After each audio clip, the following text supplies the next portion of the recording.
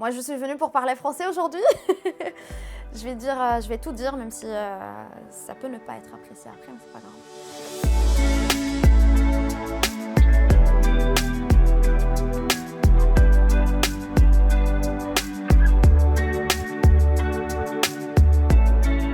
Bonjour Twaïba, Coucou!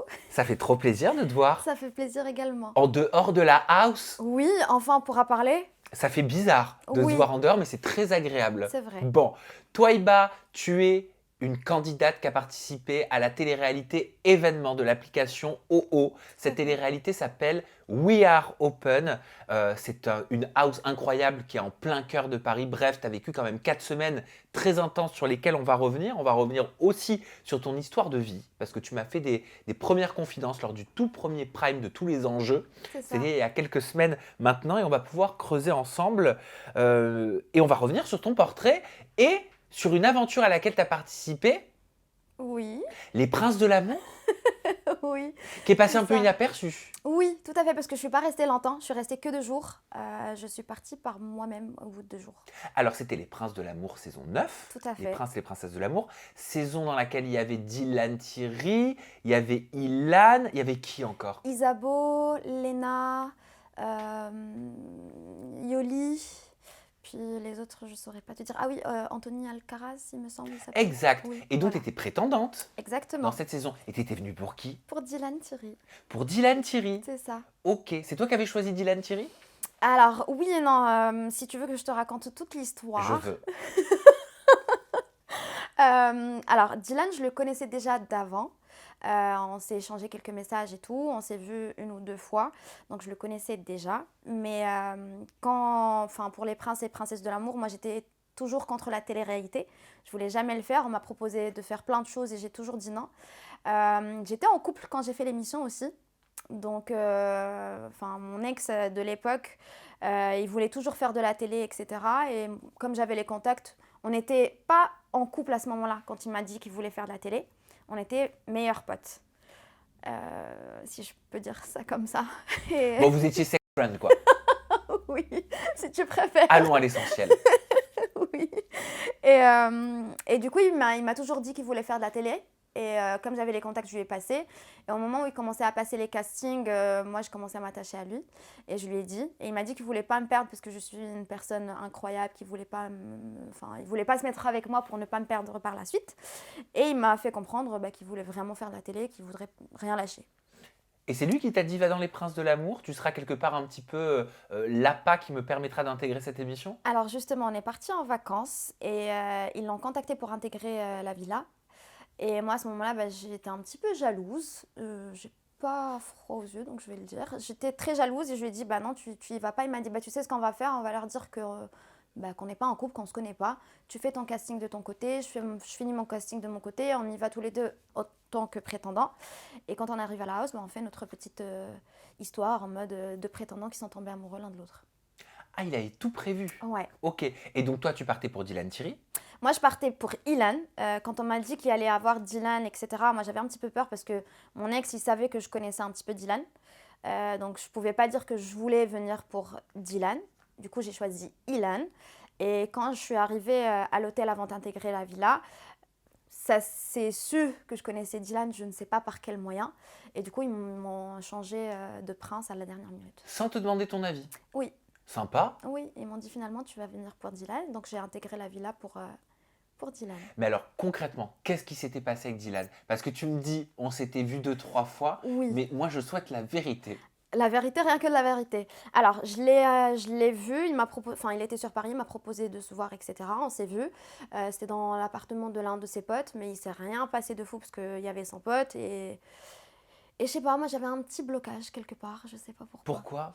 Parce que le personnage, moi je savais pas qu'il avait autant d'influence et qu'il était influenceur, etc., qu'il était sur les réseaux. Moi, quand je lui parlais sur Facebook, sur Messenger, pas sur Instagram, et je savais pas que c'était le personnage qu'il était. Quand je l'ai rencontré en vrai, moi, il me paraissait quelqu'un de très sympa, très respectueux et tout, mais à la maison et quand je l'ai vu à la villa, c'était une personne complètement différente, et d'ailleurs c'est pour ça que je suis partie au bout de 2 jours. Ah, c'est-à-dire, qu'est-ce qui t'a conduit vers la sortie? En fait, j'avais l'impression que c'était pas la personne que j'ai rencontrée dans la vie de tous les jours, dans la vraie vie. j'avais l'impression qu'il se jouait un rôle qui n'est pas le sien. Parce que dans la vraie vie, justement, il était quelqu'un de très respectueux. Quand il m'a parlé, on avait de la conversation qui était très intéressante et tout. Et au final, bah, quand je l'ai vu à la villa en train de mal parler des femmes, moi, il m'a pas accordé une seule seconde. Le fait de tout de suite être très tactile avec une autre nana, alors que quand il n'y a pas les caméras, il parle mal d'elle, etc. Enfin, je trouvais qu'il y avait un énorme décalage et ça m'a pas plu, et du coup, je suis partie. Et tu as décidé de partir au bout de 2 jours. Et comment ils Exactement. l'ont pris, la prod? Bah, la prod, à un moment donné, il voulait, je sais pas si je peux le dire, mais il voulait justement dire devant les caméras que je le connaissais, chose que moi j'ai refusée, par respect pour mon ex aussi. Et il voulait aussi sortir des screenshots de certaines conversations qu'il voulait mettre pendant l'émission. Et j'ai refusé, j'ai dit non. Et j'ai dit que je voulais partir, donc c'était un petit peu délicat pour leur histoire et pour l'histoire de l'émission. Et du coup, ils m'ont dit, bon, bah, si tu veux partir, tu dois dire que bah, tu es déçu parce qu'il t'a pas accordé le temps avec l'autre prétendante et tu préfères partir parce que tu sers à rien, en gros, ici. Et c'est ce que tu as dit? Et c'est ce que j'ai dit, oui. Et si tu n'avais pas eu envie de dire ça? J'avais pas forcément envie de le dire, mais comme j'ai vu que c'était le seul moyen pour partir, bah, j'ai cédé, je l'ai dit. Oui, tu avais juste envie de rentrer chez toi. Oui, et j'avais envie de retrouver mon ex à cette Et époque-là. ton ex de l'époque, il n'avait pas intégré la Villa des Princes? Non, du coup, le lendemain, ils l'ont appelé, ils lui ont dit, finalement, tu n'intègres pas la villa. Ah, parce qu'il savait que c'était ton ex. Je ne sais pas. Tu leur as dit? Non, j'ai rien dit Pour du pas tout. qu'il fasse l'émission? Non, vraiment pas, je n'ai absolument rien dit, donc je ne sais pas pourquoi. Parce qu'avant d'intégrer la villa, ils nous ont fait un test caméra ici à Paris. Et ils ont fait venir 3 femmes et 3 garçons. Et ils ont fait comme un speed dating.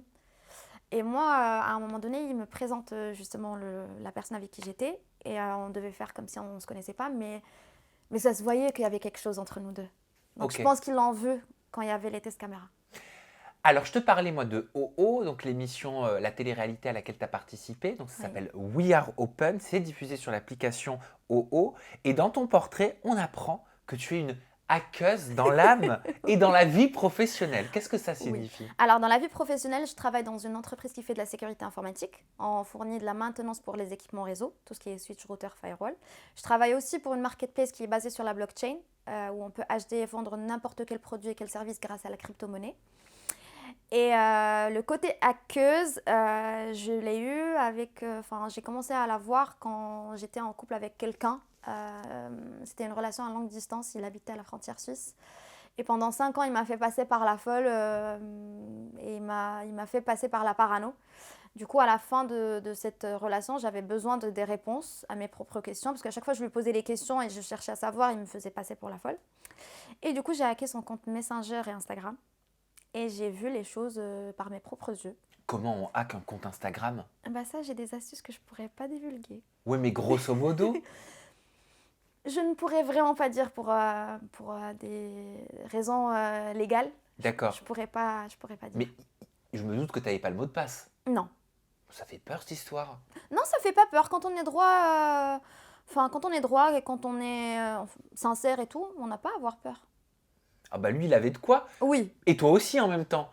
Non, non, parce que moi j'étais très droite avec lui. Oui, mais par rapport à ce que tu as lu, par rapport à ce que tu as trouvé. Oui, bah j'étais très dans le mal parce que j'ai découvert que pendant 5 ans il m'a trempée dans tous les sens. J'ai lu des conversations, j'ai vu des images. Tous les week-ends où il me disait qu'il dormait, bah il dormait pas, il était avec une autre. Et c'était pas une, c'était pas deux, pas trois, pas cinq. Ouais. Donc tu as été au courant, au travers de ce hacking de compte Instagram, tu as été au courant de toute son intimité sexuelle Euh, à côté de ton couple? oui, exactement. C'est terrible. Ouais. Et j'étais vraiment dans le mal. Et je l'ai appelé pour l'affronter, pour lui dire. Donc je l'ai convoqué. Il est venu chez moi. Il a fait le trajet pour venir chez moi. Et je lui ai dit, écoute, maintenant je sais tout. Et j'ai les preuves. Et j'aimerais que tu me le dises et que tu t'excuses. Il m'a dit, non, je ne vois pas de quoi tu parles. Je lui ai dit, tu peux me jurer sur la tête de ta grand-mère que tu n'as rien fait? Il me l'a juré. Et là, je ne pouvais pas. Jurer comme ça, droit dans les yeux et dire je n'ai rien fait alors que j'avais mes propres preuves.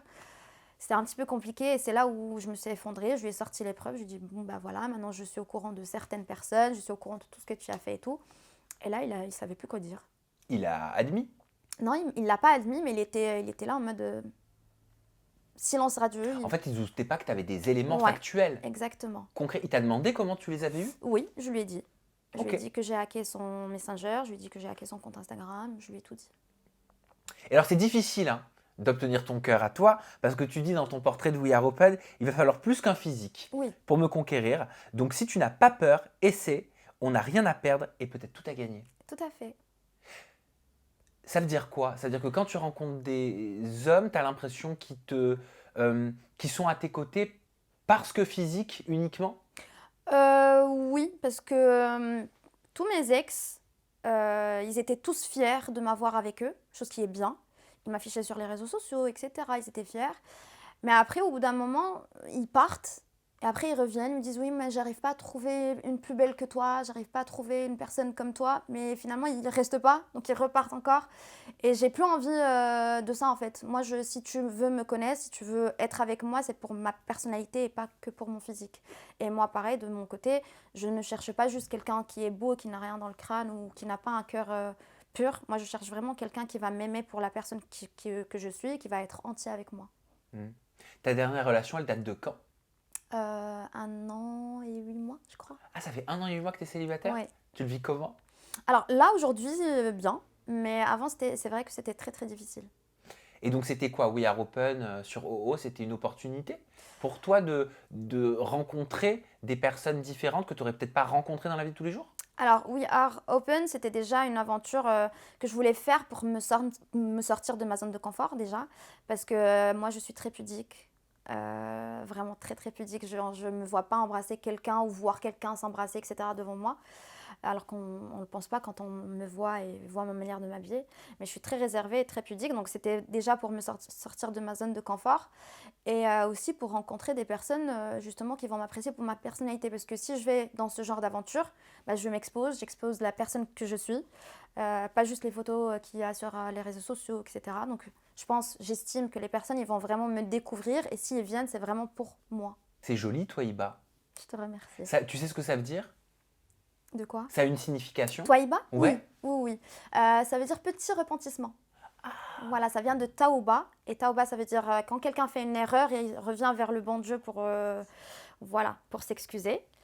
Et il ne refait plus jamais la même erreur. Du coup, Twaïba, c'est la miniature de Taouba. Ah, c'est mignon. Dans quel cadre familial t'as grandi, toi, Iba? Ah Là, on commence à toucher les...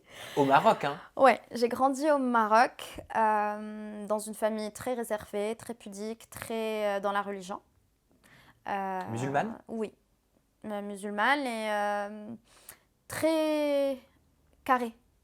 Voilà. Mes parents se sont connus très jeunes. Après, ils ont eu ma sœur qui a grandi chez ma grand-mère. Et puis, juste après ma sœur, bah, la famille de mon père, ils ont commencé à dire à mon papa que maintenant, il faut avoir un garçon pour porter le nom. Ça se fait pas. À la campagne, un homme, bah, pour montrer sa virilité et pour prouver que c'est un vrai homme, il faut qu'il ait un garçon. Et ça a créé des soucis avec ma maman. Et t'es pas très d'accord avec tout ça, bien sûr. Je Non. le vois dans ton comportement non verbal. Oui. Ça fait beaucoup de mal, cette situation, certainement. Oui, surtout quand on le vit, en fait. Oui. Moi, donc, je suis née 6 ans après ma sœur. Et avant que je sois née, mon père il disait toujours à ma mère, si c'est pas un garçon, je ne le veux pas. Ah, Donc ma maman n'a pas fait d'échographie. Et elle avait peur justement que ça se passe mal. Et le jour de ma naissance, mon père il apprend que je suis une fille. Et c'était ma sœur qui venait lui apporter la nouvelle. Et il a eu un comportement envers ma sœur pour lui dire qu'il n'était pas content tout simplement d'avoir une fille. quel comportement? Il a giflé. Moi, je suis venue pour parler français aujourd'hui. Je vais tout dire, même si ça peut ne pas être apprécié après, mais c'est pas grave. Mais ça veut dire quoi de ton histoire, toi, Iba? Ça veut dire que tu as grandi avec le sentiment de pas avoir été désiré, pas avoir été aimé parce que tu étais une femme, une C'est ça, fille. tout à fait. C'est exactement ça. Enfin, pendant mon enfance, je l'ai vécu parce que j'ai eu des paroles et des actes qui confirmaient la pensée de mon papa. Qui disait que il voulait avoir un garçon, que moi jamais je ne servirai à quelque chose, que je vais rien réussir dans ma vie, etc., etc. Et 2 ans après ma naissance, du coup, il y a eu mon frère qui était le roi de la maison, qui était aussi mon petit bébé parce que je les aime tous. Et du coup, mon papa, ça l'a calmé un petit peu, mais il s'est recentré que sur mon frère. Moi, Tu te sentais délaissée? oui, clairement. Tu te sentais aimée par ta mère? Oui. T'as grandi avec l'amour. Oui, j'ai grandi avec l'amour, mais pas l'amour normal. J'avais cette impression que je n'étais pas désirée, que je ne devais pas exister. Parce que aussi, ça créait des problèmes entre mes parents. Quand mon père, il me frappait ou il m'insultait, etc., bah, ma maman, elle était toujours là pour me défendre. Et du coup, ça créait des problèmes entre mes parents. Parce que tu étais une fille? Oui. Ta sœur aussi l'a frappée? Non, ma sœur, elle a vécu chez ma grand-mère jusqu'à ses 18 ans. Pourquoi? Parce que ça s'est fait comme ça. Comme j'ai dit, ma maman, elle l'a eu très jeune. Et puis, elle avait un petit travail à côté. Mes parents travaillaient tous les deux. Donc, c'est ma grand-mère qui s'est occupée de ma sœur. Et elle l'a eu jusqu'à ses 18 ans. Donc tu ressentais l'amour d'une mère, mais tu avais du mal tu ressentais pas l'amour d'un père, tu ressentais quoi? Moi, j'étais très amoureuse de mon papa. J'étais vraiment très amoureuse de mon papa. Et même, j'arrivais pas à entendre des choses, que ce soit de sa famille ou de la famille de ma maman, à son égard. Je Hmm. supportais pas qu'on dise qu'il est mauvais, méchant, etc. Même si je le vivais tout ça, mais je ne supportais pas. Et le fait de voir que moi je t'aime et je ne fais rien de mal, mais toi tu ne m'aimes pas, parce que juste je suis une fille, ça faisait très très mal, même si j'étais très jeune, mais ça faisait très mal. T'as gardé des séquelles en grandissant de tout ça? Est-ce que Oui. est-ce que tu as essayé un petit peu de disparaître? Est-ce que tu as essayé de te cacher? Est-ce que tu as essayé de te faire petite? Est-ce que tu as essayé d'être légère? Non, jamais. Ah, C'est ce qui a posé encore plus de problèmes dans la maison et dans la famille de mon père. Parce que la famille de mon père, ils disent que je dois toujours me plier, que je dois toujours respecter, que parce que je suis une femme et parce que je suis un enfant, je n'ai pas le droit de répondre, je n'ai pas le droit de dire ce que je pense et ce que je ressens. Et moi, je me suis non, en fait. Je suis libre de dire ce que je pense et ce que je ressens, même si je suis une femme, même si je suis un enfant. Si j'estime que quelqu'un fait quelque chose de mauvais, j'ai le droit de le dire haut et fort. Et ça posait beaucoup de problèmes, donc non, je ne m'effaçais pas, au contraire. c'est bien, ça veut dire que les actions de ton père que tu avais en face de toi ne t'ont pas contrainte quand même, tu avais cette force Oui, et cette personnalité qui te disait non, tu ne vas pas t'effacer. oui. C'est pas C'est ce qui m'a toujours stimulée, en fait. Ça m'a donné envie de réussir dans ma vie, ça m'a donné envie de prouver que c'est pas parce que je suis une femme que je ne suis pas capable de faire certaines choses. Et j'étais très studieuse, j'ai eu mon bac à 16 ans. Je suis partie l'appartement de mes parents à 16 ans. Je suis partie faire des études de cinéma dans le sud du Maroc. J'ai eu ma licence professionnelle à 19 ans. J'ai quitté le Maroc à 19 ans, je suis venue en France. Enfin voilà, j'avais toujours cette rage de réussite. où est-ce que tu viens quand tu arrives en Alors, France? quand j'arrive en France, justement, quand j'ai dit à mon père que je voulais quitter le Maroc, déjà, quitter l'appartement de mes parents alors que je suis une femme, je suis jeune, je ne suis pas mariée, c'était compliqué. Du coup, je suis venue chez une cousine en premier temps, chez qui j'ai vécu 2 mois. Et au bout de 2 mois, elle a eu une dispute avec son mari et elle m'a virée de l'appartement à 23 heures du soir. Du coup, j'étais sans abri. J'ai vécu dans une station de métro pendant 10 jours. Alors, je me demande si tu fais pas référence à des confidences que tu m'as faites. On va regarder ce premier extrait vidéo, Oui, Toiba, bien et je vais sûr. te laisser poursuivre. Tu parlais lors du premier prime de tous les enjeux sur OO, justement de périodes difficiles que tu avais vécues. Regarde. Mais j'ai eu plusieurs moments où je pensais que c'était la fin.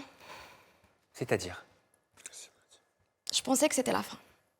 Voilà. pour toi, Oui. Pour moi, pour ma vie, pour tout en fait. Et c'était très dur. J'ai été frappée, j'ai été séquestrée, j'ai eu beaucoup de choses dans ma vie. Voilà. J'ai été SDF aussi. Donc oui, il y a beaucoup de choses qui ont fait qu'aujourd'hui je suis la personne que je suis aujourd'hui. Je suis fière d'être qui je suis. Mais juste la violence, les insultes, etc., ça me rappelle des choses que j'ai vécues, que j'ai toujours essayé d'oublier, de refouler, etc. donc tu dis des mots forts, hein. Tu dis je pensais que c'était la fin pour ma vie, j'ai été frappé, j'ai été séquestré, j'ai été SDF aussi. Est-ce que tu parles de cette période-là, quand tu dis j'étais sans domicile fixe? Oui, quand je parle de son domicile fixe, c'était à cette période-là, oui. Quand ma cousine m'a virée de chez elle et que je dormais dans une station de métro. Qu'est-ce que tu ressentais en dormant dans cette station de métro? Il y a eu des moments de doute où je me disais, est-ce que mon père finalement il a raison? Est-ce que c'est vrai que je ne vais rien réussir et que je vais encore retourner chez lui et que je vais revivre certaines choses que j'avais envie d'oublier, j'avais envie de passer outre? Du coup, j'étais un peu, j'étais très down. Je me sentais incapable. Et c'est pour ça aussi, quand je dis que des fois je pensais que c'était la fin, il y a eu beaucoup de moments où je pensais vraiment que c'était la fin pour moi, parce que quand mon père, déjà, il me frappait, que j'étais enfant et tout, je pensais que c'était la fin, parce que j'avais peur pour ma vie. J'avais peur pour ma maman aussi, j'avais peur pour mes proches. Quand je viens et que je dors dans la rue et qu'il y a des gens qui viennent me tirer, me proposer certaines choses alors que je n'ai pas envie et que j'essaie de refuser, mais je vois que si je refuse, bah, je peux vivre des moments d'enfer encore une fois. Oui, je pensais que c'était la fin. Il y a même un monsieur qui m'a proposé de passer la soirée chez lui. Et quand j'ai refusé, bah, il m'a frappée. Encore une fois, j'étais incapable, j'avais personne, je savais pas où aller et j'avais peur. Comment on vit, toi, Iba, quand on est dans la rue? Bah, on vit. En fait, on comprend pas pourquoi ça nous arrive à nous. Alors qu'on on cherche pas à faire des problèmes, on cherche pas. En fait, on essaie juste d'être nous-mêmes. Et ça nous arrive à nous. C'est dur. C'est difficile de savoir qu'on n'est pas accepté pour qui on est. Que ce soit des parents, que ce soit des cousins, que ce soit de la famille, des amis, des proches. C'est compliqué. Comment tu fais pour retrouver un domicile?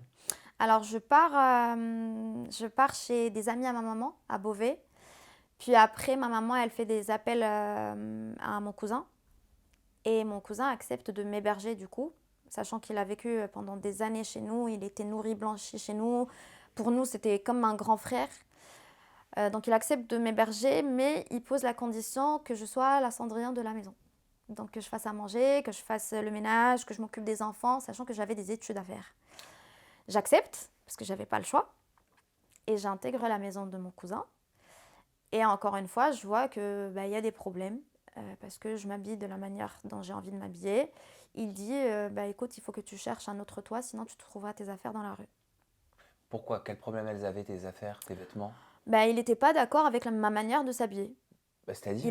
Il voulait pas que j'ai les ongles longs, que je pose du vernis, il voulait pas que je porte des jupes, des décolletés, sachant que je respectais quand même pas mal quand j'étais chez lui. Je faisais beaucoup d'efforts, je me privais d'être justement moi-même à 100%, mais même ça ne plaisait pas. Mais par rapport à quoi? Par rapport à ses règles à la maison? Oui, C'était un manque de respect pour lui? enfin, pour lui, j'allais avoir une mauvaise influence sur ses enfants. D'accord. Voilà. Ah, il avait des enfants. Oui, il avait 2 filles et un garçon. Par exemple, je m'habille avec un jean et une chemise. Si je fais rentrer la chemise dans le pantalon, j'avais pas le droit.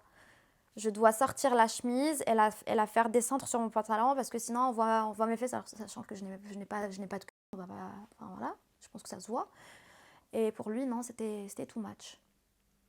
D'accord, ok, ouais, ça n'a pas dû être facile. Non. Parce que ça a dû te remettre en question aussi dans ta féminité. Même pas, j'étais juste là, encore une fois, on me prive de faire ce que j'ai envie de faire et on me dit en fait, t'as pas le droit d'être la personne que tu es. Et c'était un peu dur aussi. C'est pour ça d'ailleurs j'ai quitté son appartement. Grâce à l'une de ses voisines, j'ai réussi à faire mon premier envol, on va dire. Il se manifeste comment ce premier envol? Alors, il avait une voisine qui était marocaine. Il est parti la voir, lui a dit je vais virer Toiba, mais ne l'aide pas. Et elle a dit bah non, en fait, moi j'ai une fille. Je sais que si ma fille, elle part un jour dans un autre pays, j'aimerais bien qu'elle soit aidée. Donc moi, je vais apporter mon soutien à cette personne, même si je la connais pas.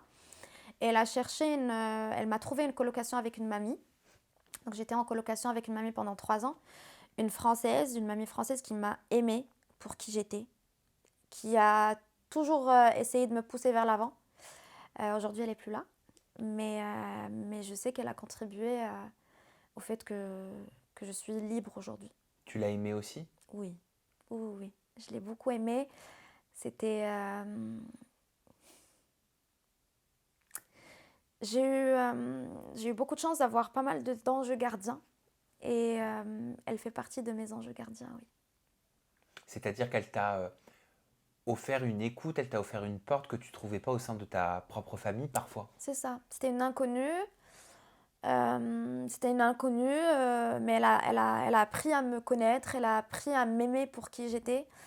Elle m'a toujours défendue dans mes pensées, dans mes propos. Elle a soutenu certaines choses que j'avais envie de faire, etc. Donc oui. Puis après elle, j'ai eu mon patron actuel, à qui je dois beaucoup de choses. Mon patron actuel, pareil, il m'a fait confiance, sachant que je faisais des études de cinéma. Je l'ai rencontré, lui, il travaille dans l'IT, etc. Et il m'a fait confiance. J'ai commencé à travailler avec lui. Je te remercie. J'en ai toujours sur moi. Parfait. Moi, c'était pas prévu. Donc oui, mon patron actuel, il m'a appris beaucoup de choses. Il m'a... Ah, c'est trop dur là. Pourquoi ça t'émeut de parler de ton patron? Ça m'émeut de parler des gens qui m'ont aidée. Parce que je n'ai pas trouvé le soutien dont j'avais besoin dans ma propre famille, dans les personnes que j'aimais, les hommes avec qui je suis sortie. Mais j'ai eu beaucoup d'amour de la part d'autres personnes qui ne me connaissaient pas, qui ont appris à me connaître et qui font ma force aujourd'hui. Et quand tu dis dans ces confidences au sein de la house, j'ai été frappée, j'ai été séquestrée, tu parles de quoi? Bah, je parle déjà de mon enfance avec mon père, Oui. mais je parle aussi de mon ex avec qui j'ai passé 5 ans. Celui dont tu parlais tout à l'heure? Oui, celui avec qui j'avais une relation à longue distance qui habitait à la frontière suisse. En fait, comme il me trompait, etc., et que je voyais des signes et que je partais le voir tous les week-ends, déjà je partais le voir tous les week-ends et ça je ne comprenais pas déjà, pourquoi c'est moi qui dois faire le trajet et pas toi. Je faisais toujours des efforts, je payais toujours tout et je ne comprenais pas. Et quand je lui posais la question, bah, ça l'énervait.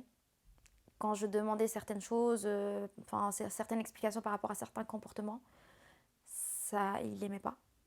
Et il y a eu des moments où il m'a enfermée chez lui, où il m'a dit si tu as envie de sortir, bah, tu n'as qu'à sauter par la fenêtre.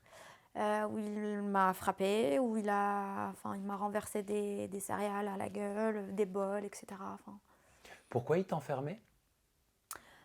en fait, comme j'ai eu des séances avec des psychologues et tout, maintenant je comprends certains comportements.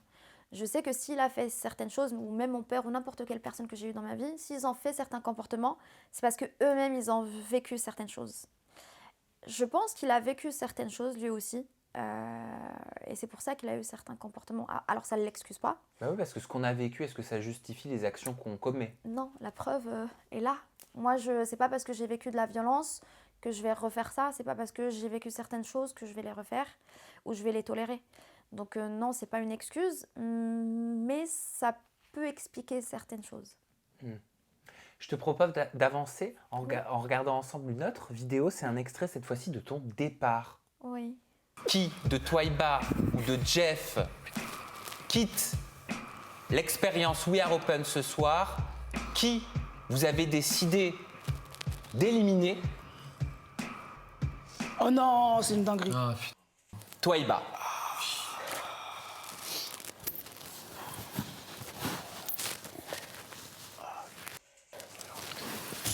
On peut pas se réjouir de rester quand on sait qui on laisse, quoi. Donc c'est dur. C'est dur, je sais. Tu te souviens de ce que tu ressentais? Alors, pendant toute l'émission, oui. Tout ce que j'ai vécu dans l'émission, que ce soit mon arrivée, que ce soit mes différends avec Agathe et Alice, que ce soit le départ de Jason, que ce soit mon départ, enfin, je me rappelle de tout. Ouais. Et là, t'as ressenti quoi? Ah, c'est dur, hein, quand on arrive dans un endroit et qu'on ressent que c'est notre safe place et qu'on doit le quitter, pas par choix, c'est très très dur. C'est compliqué. Bon, là, j'ai réussi à me retenir. Je suis fière de moi parce que j'ai pas beaucoup pleuré. Mais c'est vrai que c'est frustrant, c'est dur et c'est triste. Il y a une séquence qui a fait beaucoup parler les viewers surtout. C'est au moment, juste après l'annonce de ton départ. Donc moi, je quitte la house. La soirée de tous les enjeux est terminée. Tu as 1 heure pour faire tes valises. Et il y a Alice qui se met à côté de toi et qui vient te parler. Et elle te dit ça. T'étais tout le temps en train de gueuler. Vraiment, il y a des moments où je pouvais plus entendre ta voix parce que tu gueulais tout le temps. Pourquoi Toutes à les aucun moment semaines. t'es venue me voir pour me le dire? Pourquoi t'attendais le prime? Mais parce que sur le moment, en fait, moi, je suis allée me mettre Moi, de quand côté. j'ai quelque chose à te dire, je viens te voir En directement. fait, sur le moment, tu sais, moi, les personnes qui gueulent, de manière générale, en fait, je les entends plus. Mais à aucun moment je gueulais. Je suis Mais en gros, moi, ce un que être humain, en fait. Quand j'ai besoin d'extérioriser, bah, Bon, si tu le prends mal. Je le prends pas mal, c'est juste que je ne comprends pas, c'est tout. Je te fais un câlin? Ouais, bien sûr. Donc là, tu viens d'apprendre que tu vas quitter la house. Et beaucoup de viewers n'ont pas compris pourquoi Alice venait te dire un petit peu tes cas de vérité, quoi, juste avant que tu quittes la house. C'est pas vraiment des cas de vérité. Je ne comprends toujours pas. J'ai essayé d'avoir une discussion avec elle et elle s'est excusée. Elle m'a dit oui, c'est vrai, je ne comprends pas pourquoi j'ai fait ça. Et il n'y a personne qui comprend. Parce que s'il y a une personne qui gueule le plus dans la house, c'est l'exo. Donc si ça te dérange d'entendre les cris, entre guillemets, pourquoi tu pars pas voir l'exo? Pourquoi, quand Agathe était là, à aucun moment t'es parti la voir?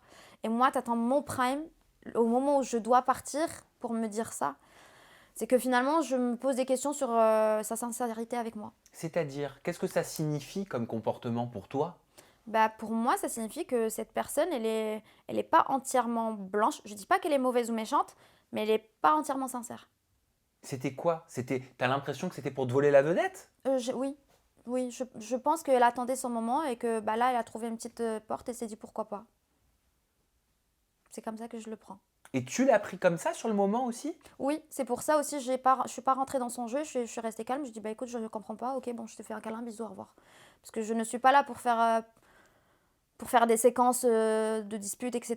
Et là, je sentais qu'elle cherchait à faire une séquence à ce moment-là. Et je me suis dit, ça sert à rien, reste calme, dis-lui au revoir et pars. C'est avec Alice et avec Agathe hein, que ça a été le plus difficile Oui, pour toi. Hein. oui, surtout avec Agathe. Pourquoi? Le pourquoi, je ne sais pas. Mais si tu veux, je peux t'expliquer tout du début à la fin. Et j'aimerais bien comprendre le pourquoi. Alors, est-ce que parce que je suis différente? Est-ce que parce que je suis moi-même? Parce qu'il y a même des passages où elle disait que mon physique leur dérangeait. Donc, je trouve ça un petit peu fort quand même. Mais oui, il y a certaines choses que je n'ai pas compris. Ça a commencé par le premier jour off. Déjà, j'arrive, moi, je dis à tout le monde que je suis réservée et pudique. Je pense que j'ai le droit. On est tous là, on a le droit d'être différents. On a tous là à être nous-mêmes, en fait. Et j'ai pas besoin de me jouer un rôle où j'accepte des choses qui dépassent ma limite. Donc voilà. Il y a Jeff qui m'a fait un petit peu de rentre-dedans la première semaine. Sachant que Jeff, il était très rapproché d'Agathe. Et je comprends. Mais moi, dès le début, j'ai dit à Jeff, il ne se passera jamais rien entre toi et moi. Tu n'es pas une personne qui m'intéresse physiquement. Tu n'es pas l'homme qu'il me faut parce que tu travailles dans le milieu pornographique. Oui. Et ça ne m'intéresse pas et je ne pourrais pas accepter ça. Par contre, je trouve que tu as une très belle sensibilité. Je ne sais pas pourquoi ça a été compris pour de la drague. Je ne sais pas, ça a été compris en mode j'ai envie d'apprendre à connaître Jeff pour faire des choses avec lui, sachant que j'étais toujours claire du début à la fin. Agathe, j'ai l'impression qu'elle a pris ça, elle l'a mal compris et du coup c'était un petit peu de la jalousie de sa part. Le premier jour off, on était tous là assis sur le canapé et Jeff il me parlait, je lui dis oui bah t'inquiète pas, on va apprendre à se connaître. De toute façon moi comme j'ai dit ta sensibilité m'intéresse et tout et tout. Elle était à la douche, elle remonte de la salle de bain, elle était en petite tenue vraiment très très légère. Elle avait un string, une petite jupe transparente, elle avait un petit haut qui était ouvert, elle avait les seins en l'air. J'ai toujours dit que j'étais pudique et j'étais réservée. Ça ne me dérange pas que tu sois comme ça. Juste ne me provoque pas. Là, j'ai ressenti de la provocation. À chaque fois, elle passait devant moi. Ça ne me dérange pas de voir des seins. Moi aussi, j'ai des seins.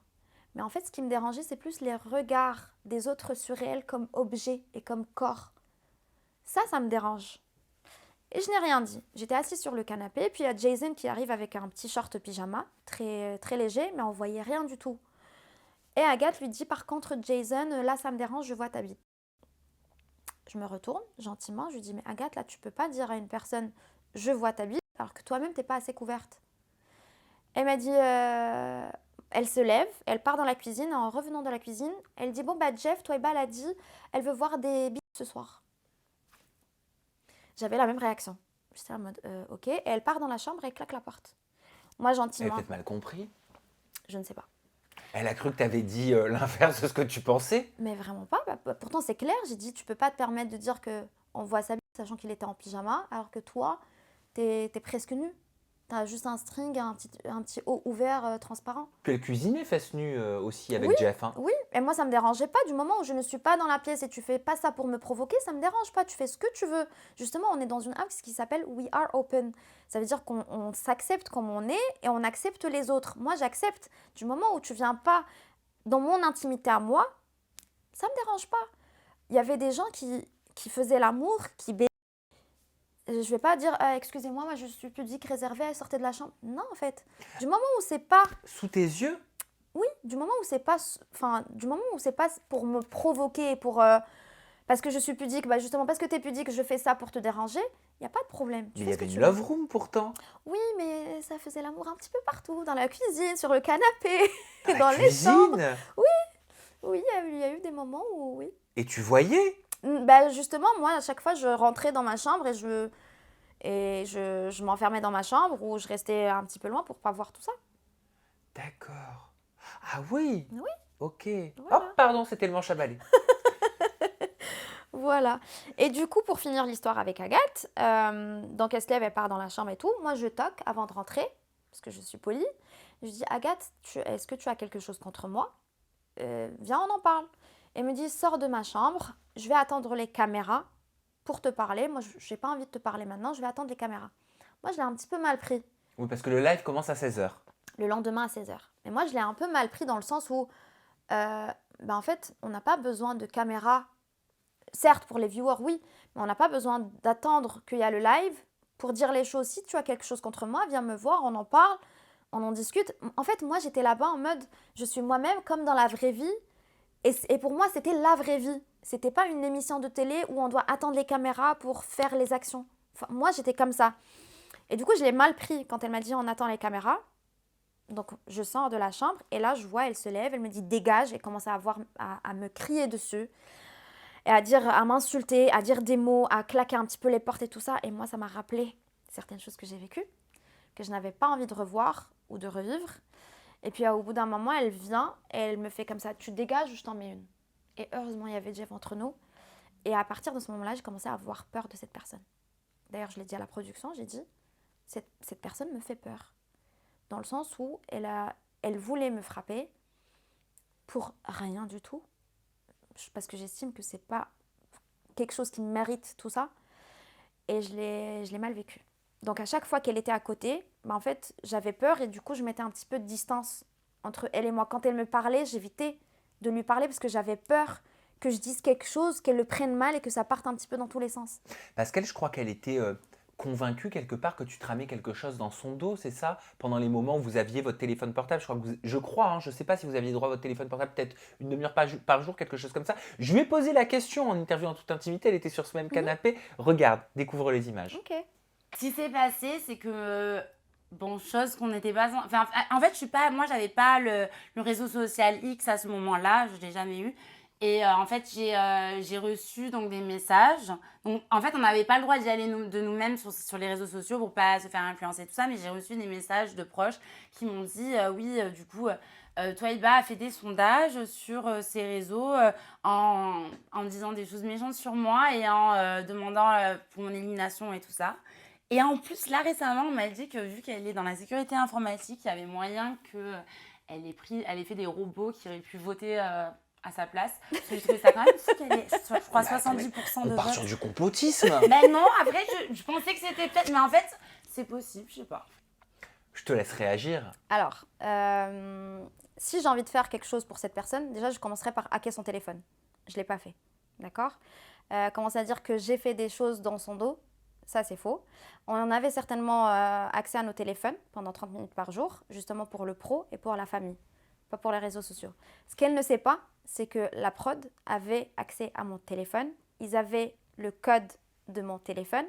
Donc jamais de la vie, je m'aventurais à aller faire des sondages sur les réseaux sociaux, sachant que la prod, ils ont accès à mon téléphone.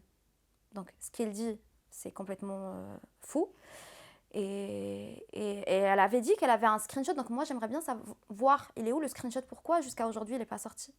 Elle a dit, elle a le screenshot de moi en train de faire un sondage. Moi j'aimerais bien le voir ce screenshot. Donc ça veut dire que tu nies avoir mis en place des sondages. Je ne nie pas, je dis la vérité. Non, Elle est en train d'inventer. Tu nies ce qu'elle raconte, ce qu'elle explique. Elle est en train d'inventer, moi je remets la vérité à sa place. Donc c'est un mensonge concrètement? Oui. Ou une supposition? Non, c'est un mensonge. Parce que quand elle dit j'ai un screenshot, parce que pendant l'émission, elle a dit j'ai un screenshot qui prouve ce que je suis en train de dire. Twaïba a fait des sondages pour que je sois éliminée. Donc moi, j'aimerais bien voir le screenshot. Si elle a ce screenshot, j'aimerais bien le voir. Qu'il sorte sur les réseaux, qu'il sorte ici dans cette émission, j'aimerais bien le voir.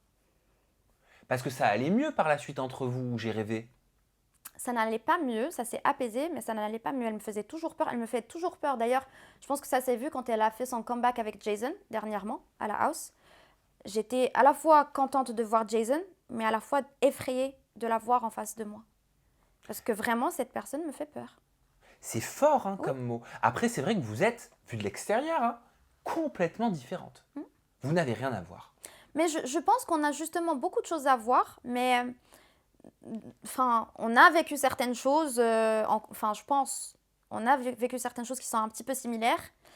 Je pense qu'elle a vécu aussi enfin, elle a un passé très très dur aussi. Je ne sais pas ce qui s'est passé, je ne sais pas ce qu'elle a vécu. Elle se livre aussi avec beaucoup d'émotions sur ce passé que je connaissais pas moi-même. Moi, j'estime qu'elle a un passé dur aussi, mais c'est pas parce que tu as un passé dur, encore une fois, que tu dois refaire certaines choses. En fait, elle me lançait des pics à chaque fois. Il y a même un autre jour off, elle a dit clairement, et tout le monde était là dans la house, tu peux demander à n'importe qui, que ce soit Lexo, que ce soit Vanessa et Thomas, que ce soit Elisa, que ce soit Alice. Elle a dit clairement qu'elle va me pousser à bout pour que je prenne mes affaires et pour que je parte. Elle va tout faire pour que je chiale, comme elle dit. Ça, c'est ce qui t'a été rapporté ou tu l'as entendu? Non, je l'ai entendu avec mes propres oreilles. Tu lui en as parlé? Non, je lui en ai pas parlé, mais ça s'est vu le lendemain, parce que le lendemain, elle m'a agressée avec Alice. Ils ont mis 2 chaises comme ça devant moi pour me faire une confrontation. Quand Auriel est venu pour essayer Exactement. de régler les choses? Exactement. Oui, parce qu'Auriel, son intention, c'était de genre essayer de crever l'abcès. D'apaiser les tensions, oui. Auriel était là. En fait, à chaque fois Auriel, elle vient, ça nous fait un peu d'air frais dans la house. Elle est géniale, cette fille.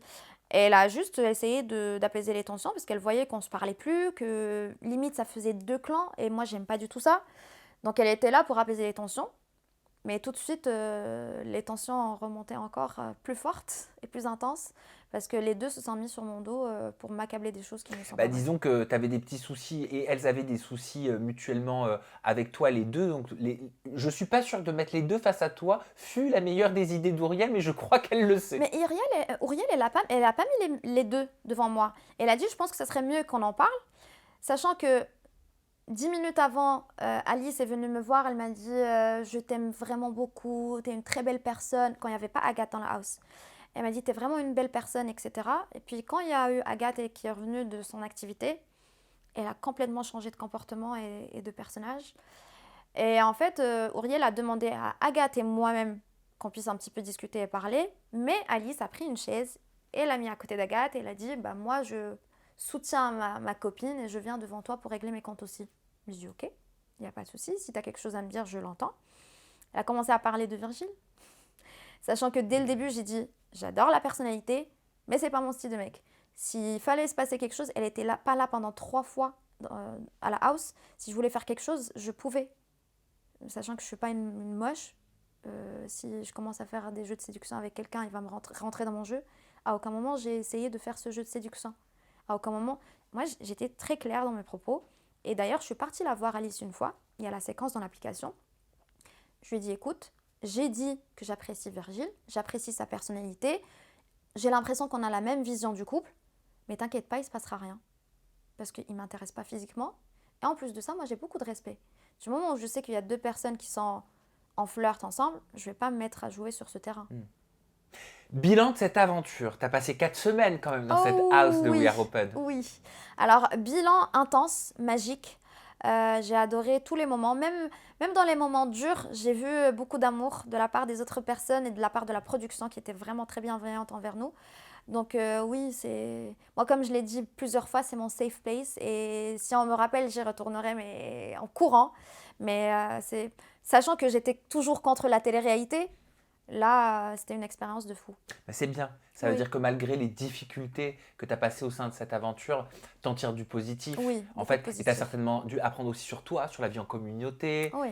Et puis, tu es un oiseau sauvage aussi, quelque part. Oui. Hein? Bah oui. Oui, je l'étais. Je ne le suis plus. Maintenant, je suis moins sauvage, je pense, parce que j'arrive à vivre en communauté. J'ai toujours vécu toute seule. Oui, c'est ça, tu étais très solitaire. Ouais. Oui, maintenant, non. Avoir 12 personnes à la même cuisine, sur la même table et tout, c'était des moments incroyables. Ah bah bien sûr, j'en doute pas. Et pour les avoir vus, Oui. je confirme. On peut te retrouver sur tes réseaux sociaux, Twaïba. Ton compte Instagram, c'est toi-Iba, Oui. avec 2 A. Et ton compte TikTok, c'est quoi? Twaïba94. Twaïba94. Je viens juste de créer mon compte TikTok et mon compte Instagram, il a été désactivé. Donc là, c'est un nouveau compte Que tu as Instagram. créé. Voilà. Eh ben merci Merci à pour toi. ces confidences en toute intimité, Merci toi à Iba. toi. C'était vraiment un plaisir d'apprendre à te plaisir découvrir partagé. en dehors de cette house. Quant à nous, on se retrouve prochainement pour une soirée de tous les enjeux au sein de la house et en interview en toute intimité avec une nouvelle personnalité, une nouvelle histoire, avec toujours des confidences en toute intimité, parce que vous savez que j'aime beaucoup ça. Et prenez soin de vous et des personnes que vous aimez. Bye bye.